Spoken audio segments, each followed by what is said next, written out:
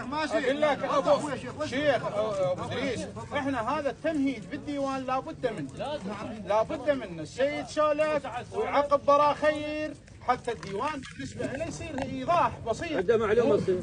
السلام عليكم اخواننا المحمدين.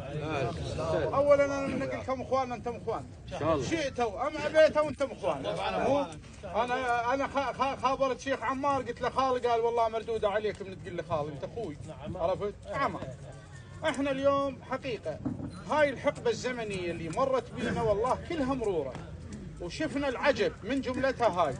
احنا بالنسبه لنا ما وزعنا شربة هناك، ترى حكينا بكل لساناتنا وقلبنا كل المواجع ودرنا الحكي علينا، واحنا ما نرضى بهذا الحكي، ما نرضى. لكن شو نسوي احنا بالنسبه لنا؟ مثل ذاك قال زمان العجب يا صاحب رواني.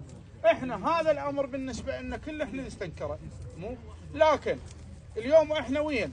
احنا بثنيه هاد ابو محمد، المفتوقه تخيط هاد ابو محمد، الخربانه هي تعمر هاد ابو محمد.